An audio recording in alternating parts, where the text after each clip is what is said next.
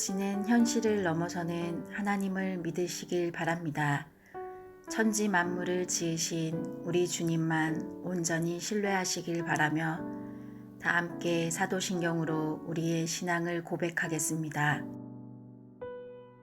전능하사 천지를 만드신 하나님 아버지를 내가 믿사오며 그 외아들 우리 주 예수 그리스도를 믿사오니 이는 성령으로 잉태하사 동정녀 마리아에게 나시고 본디오 빌라도에게 고난을 받으사 십자가에 못 박혀 죽으시고 장사한 지 사흘 만에 죽은 자 가운데서 다시 살아나시며 하늘에 오르사 전능하신 하나님 우편에 앉아 계시다가 저리로서 산자와 죽은 자를 심판하러 오시리라.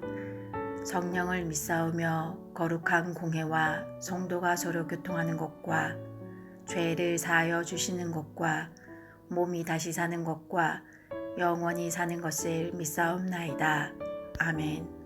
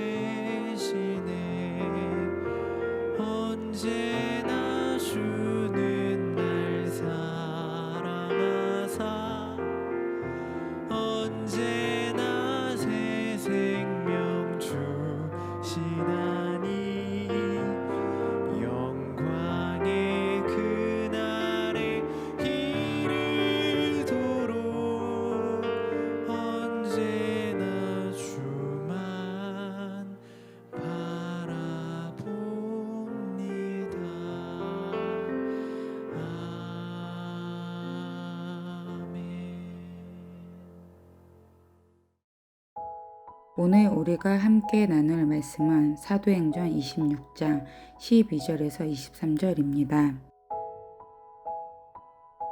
그 일로 대제사장들의 권한과 위임을 받고 다메섹으로 갔나이다. 왕이여 정오가 되어 길에서 보니 하늘로부터 해보다 더 밝은 빛이 나와 내 동행들을 둘러 비추는지라. 우리가 다 땅에 엎드려짐에 내가 소리를 들으니 히브리 말로 이르되 사울아 사울아 너가 어찌하여 나를 박해하느냐 가시체를 뒷발질하기가 너가 고생이니라. 내가 대답하되 주님 누구시니이까? 주께서 이르시되 나는 너가 박해하는 예수라. 일어나 너의 발로 서라. 내가 내게 나타난 것은 곧 너가 나를 본 일과 장차 내가 내게 나타날 일에 너로 종과 증인을 삼으려 함이니라. 이스라엘과 이방인들에게서 내가 너를 구원하여 그들에게 보내어 그 눈을 뜨게 하여 어둠에서 비치라. 사탄의 권세에서 하나님께로 돌아오게 하고 제사함과 나를 믿어 거룩하게 된 무리 가운데서 기업을 얻게 하리라 하더이다. 아그리빠 왕이여, 그러므로 하늘에서 보이신 것을 내가 거스리지 아니하고 먼저 다메섹과 예루살렘에 있는 사람과 유대 온 땅과 이방인에게까지 회개하고 하나님께로 돌아와서 회개에 합당한 일을 하라 전함으로 유대인들이 성전에서 나를 잡아 죽이고자 하였으나 하나님의 도우심을 받아 내가 오늘까지 서서 높고 낮은 사람 앞에서 증언하는 것은 선지자들과 모세가 반드시 되리라고 말한 것밖에 없으니 곧 그리스도가 고난을 받으실 것과 죽은 자 가운데서 먼저 다시 살아나사 이스라엘과 이방인들에게 빛을 전하시리라 함이니라 하니라. 아멘. 반갑습니다. 오늘 사도행전 26장 12절부터 23절을 중심으로 사명, 부르심이라는 주제의 말씀을 함께 나누겠습니다. 어제 소망에 관한 말씀을 드렸습니다. 소망은 상황의 변화를 바라보는 게 아니라 현재의 상황에서 예수를 보고 하나님을 바라보는 것이다. 이렇게 이제 말씀을 드렸습니다. 바울이 그들이 나를 고발한 것은 소망에 관한 문제다 라고 정확하게 설명을 한 후에 예수님을 만난 이야기를 합니다. 더 정확하게 표현을 하면 바울이 예수님을 만난 게 아니라 예수님이 바울을 만나주신 이야기입니다. 바울은 그날도 변함없이 예수 믿는 사람들을 잡아 죽여도 좋다는 공문을 가지고 씩씩거리면서 그리스도인들을 잡아 죽이려고 다메섹으로 가던 길이었습니다. 그때 예수님께서 바울을 찾아오셨습니다. 그때 시간이 12시 정오였는데 중동의 정오는 우리가 상상하는 것 이상의 뜨거운 태양이 내리쬐답니다.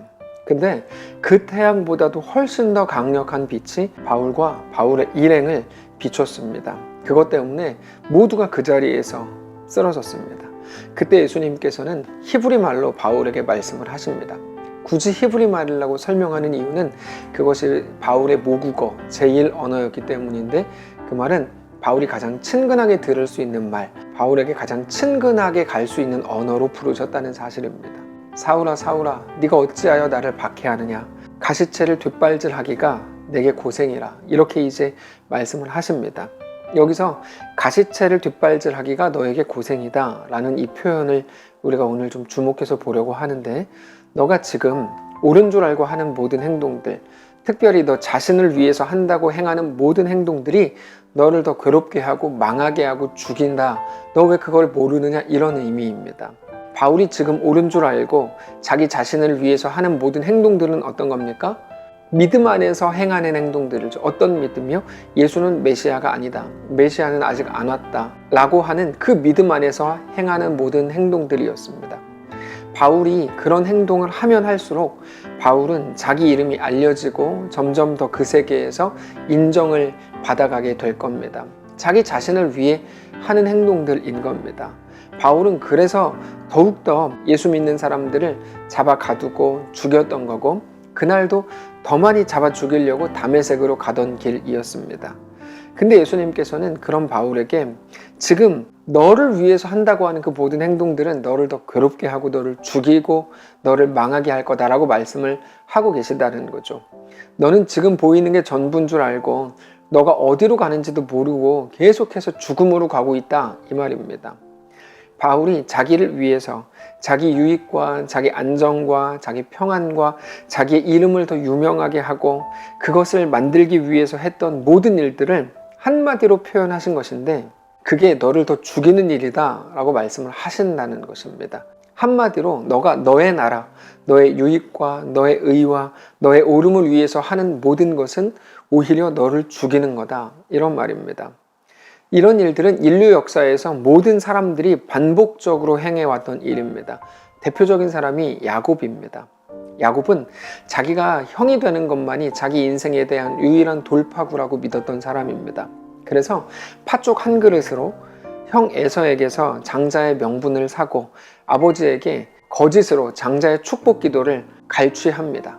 여러분, 야곱이 거짓말이 나쁘다는 걸 몰랐을까요? 너무 잘 알았죠. 야곱도 당연히 알았고, 특별히 자기의 거짓말이 형에게 걸리기라도 하면 자기는 잡혀 죽을 거라는 것도 너무 잘 알았습니다. 그럼에도 야곱은 자기 인생에서 장자의 명분을 얻는 것이 가장 중요한 것이라고 믿었기 때문에 죽음의 모험을 하기로 한 겁니다. 그러나 그 죽음의 모험이 야곱을 정말로 살렸습니까? 전혀 그렇지 않죠. 야곱은 자기의 계획대로 모든 일들을 다 이루었음에도 불구하고 그것들이 야곱을 전혀 살리거나 자기 인생의 돌파구로서 어떤 효과가 있지 않았다는 것을 우리가 잘 알고 있습니다. 오히려 야곱을 점점 더 죽음으로 몰아갈 뿐이었습니다. 그렇게 하란으로 도망을 치게 됐고, 결국 어머니도 평생 더 이상 만나지 못하고 그 긴 젊음의 시간을 다 날려버려야 했던 것이 야곱이 만들어낸 야곱의 인생이었습니다. 자기를 위한 일인 줄 알고 행했던 그 열심이 그를 망치고 있었던 것입니다. 그게 가시체를 뒷발질하기가 내게 고생인 것이다 라는 말의 의미입니다. 예수님의 말씀을 빌리면 바울이 그랬다는 겁니다. 자기 이름을 알리고 그렇게 이 땅에서 안정을 만들어 나가는 것이 최고의 가치인 줄 알았던 거죠. 예수님께서는 이제 바울에게 네가 가야 할 길에 대해서 분명히 가르치십니다. 너 이제까지 길 잘못 갔다.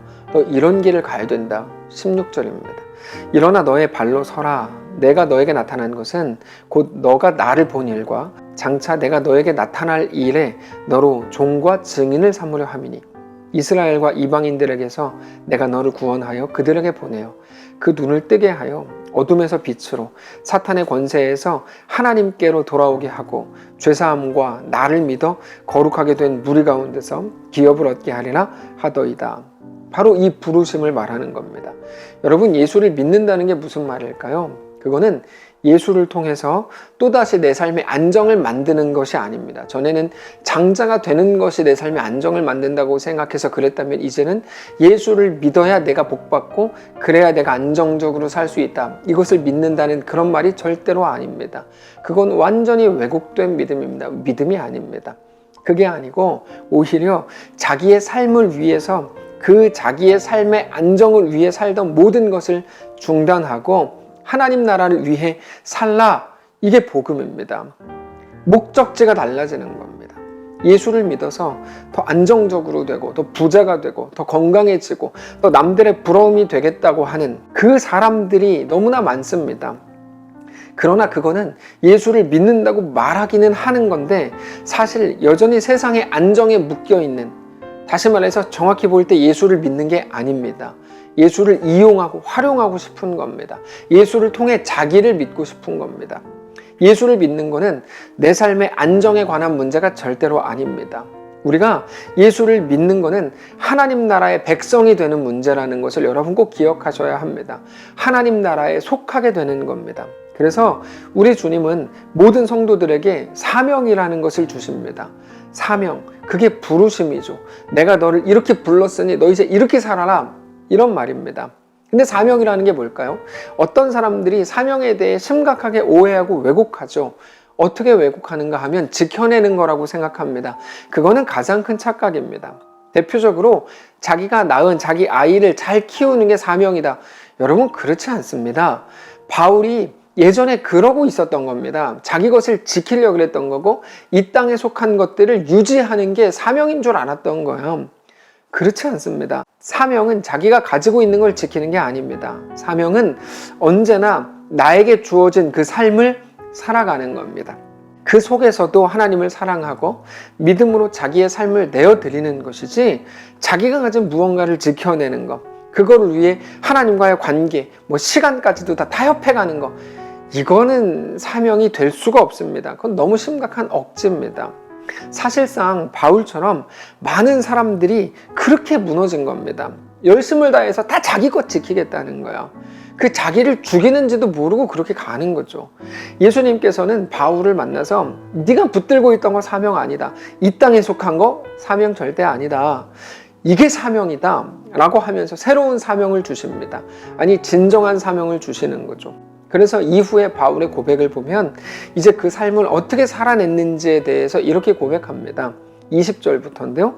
먼저 다메섹과 예루살렘에 있는 사람과 유대 온 땅과 이방인에게까지 회개하고 하나님께로 돌아와서 회개에 합당한 일을 하라 전함으로 유대인들이 성전에서 나를 잡아 죽이고자 하였으나 하나님의 도우심을 받아 내가 오늘까지 서서 높고 낮은 사람 앞에서 증언하는 것은 선지자들과 모세가 반드시 되리라고 말한 것밖에 없으니 곧 그리스도가 고난받으실 것과 죽은 자 가운데서 먼저 다시 살아나사 이스라엘과 이방인들에게 빛을 전하시리라 함이니이다 하니라.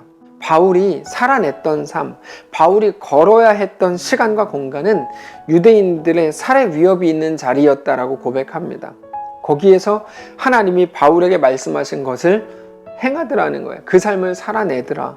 그거는 20절에 회개에 합당한 일을 하라고 전하라는 거였고 선지자들과 모세가 했던 역할을 하는 것이고 예수 그리스도께서 고난받으신 것과 죽은 자 가운데서 다시 살아나신 것을 전하는 것, 그게 바울에게 요구된 사명이었다는 겁니다. 근데 중요한 거는 전해라, 맞죠? 근데 전하라는 게 그냥 뭐 인터넷에 쓰고 문자 보내고 이게 아니고 어떤 상황, 어떤 공간, 어떤 정황 안에서 그 일을 해라, 이게 사명인 거죠. 어떤 사명이었습니까? 살해의 위협을 받고 매우 불편하고 죽을 것 같은 그 상황 속에서 그 일을 하는 거죠. 그러니까 늘 말씀을 드리지만 가장 중요한 건 정황입니다. 어떤 일을 하는가 중요하죠. 그것보다 더 중요한 건 그 속에서도 그 일을 하는가 라고 하는 정황입니다. 우리는 바울이 전한 그 전함, 전도함에 집중하지만 우리가 그래서 더 집중해야 되는 건 어디서 전했는가 하는 겁니다. 왜 그게 중요할까요? 우리의 오늘도 하나도 다르지 않기 때문입니다. 하나님이 살라고 말씀을 하셨습니다. 그럼 살면 될 거 아니에요? 근데 어느 자리인가가 중요하죠. 여전히 기도 요청을 해야 하고 여전히 부탁해야 하고 혹은 내가 생각한 대로 일이 펼쳐지지 않은 그 상황 속에서 우리는 살아야 하는 것, 그게 우리에게 요구된 사명이라는 것입니다. 바울이라고 하면 유대인들이 죽이려고 하는 그 자리, 로마 군인들이 끌고 다니고 가둬두는 그 자리, 자기 생명을 위협하는 그곳에서 전했다는 거죠. 그 정황. 그런데 정황은 무엇입니까? 우리에게 살아내라고 말씀하시는 하나님의 도전이지만 동시에 하나님의 일하시는 현장이죠. 그래서 우리는 거기서 믿음을 가지고 살아낼 수 있는 겁니다. 결국에 매이지 않는 게 사명입니다. 무엇에 매이지 않습니까? 이 땅에 속한 어떤 것에도 매이지 않는 것입니다. 여전히 우리가 이 땅에 매여 있다면, 오히려 더 매이려고 한다면, 그러면서도 그걸 합리화한다면 여러분 그러면 안 되는 겁니다. 하나님의 부르심은 하나님 나라 백성으로의 부르심입니다. 하나님 나라의 핵심은 통치권입니다. 하나님의 다스리심을 받는 겁니다. 다스리심이라는 것은 하나님의 이끄심을 말하는 거고 우리 입장에서는 그거를 하나님께 이끌리는 것이라고 말할 수 있을 겁니다. 하나님이 부르시고 보내신 그 자리에서 그것들에 매이는 게 아니라 거기서도 하나님을 사랑하고 하나님을 따르는 자가 되는 것이 우리를 부르신 온전한 부르심인 것을 기억하시기 바랍니다.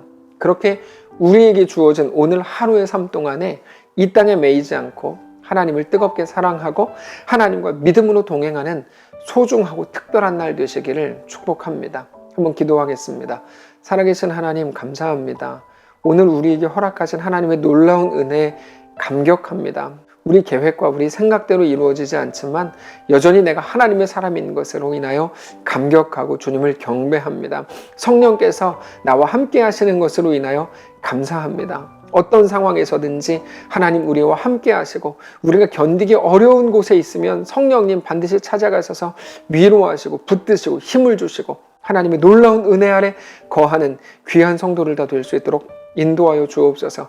하나님, 귀한 여종이 지금 혼자 모든 일들을 마주하며 너무나 중요한 시기를 지나가고 있습니다. 하나님, 붙드시고 역사하시고 하나님만 허락하시는 놀라운 은혜가, 사자굴 속에서도 두려워하지 않게 하신 성령의 역사가 그 자리에 충만케 하시고, 하나님, 그 가정을 돌보셔서 믿음으로 승리하며 정말 존귀하고 거룩한 믿음의 놀라운 명문가정 되도록 축복하여 주시옵소서. 태중의 아기와 산모를 붙드시고 하나님의 거룩한 역사가 있게 하여 주시옵소서. 하나님, 조월성 권사님 붙드셔서 허리가 많이 아픕니다. 깨끗이 치유하시고 회복시키시고 하나님의 놀라운 역사 잘 감당할 수 있도록 인도하옵소서.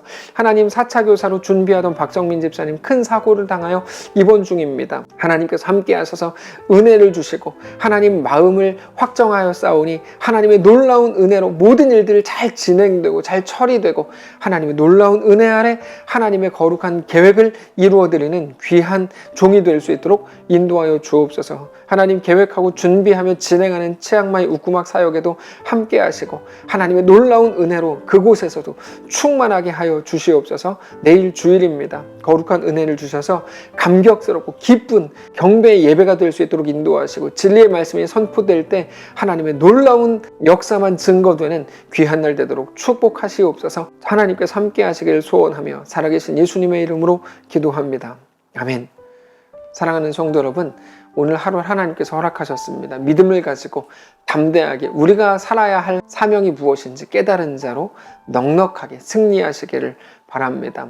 모두에게 긴급기도 요청 드리는 것처럼 이선아 집사님께서 어제, 오늘, 내일 이렇게 이제 아주 중요한 시간들을 위험하게 또 지내고 있습니다. 그 모든 여정 가운데 하나님의 놀라운 은혜가 있게 하시고, 혼자 있지만 결코 혼자 있는 게 아니고 모두가 같이 기도하며 같이 견디고 있고 응원한다는 것 기억하며 주님 앞에 승리하며 살아갈 수 있기를 기도해 주시기를 바라고, 조월성 원사님 허리 때문에 많이 힘들어 하십니다. 위에서 기도해 주시길 바라고, 박성민 집사님 많은 일들로 인해서 마음이 무너져 있을 텐데 그 속에서 힘을 주시고 하나님의 놀라운 은혜로 치유되고 회복되고 모든 일처리들이 빨리 다 되어서 하나님의 놀라운 영광 가운데 거하도록, 또 내일 주일입니다. 오늘 잘 준비하고 내일 복된 주일 맞이하도록 기도하시고 하루를 승리하시기를 축복합니다.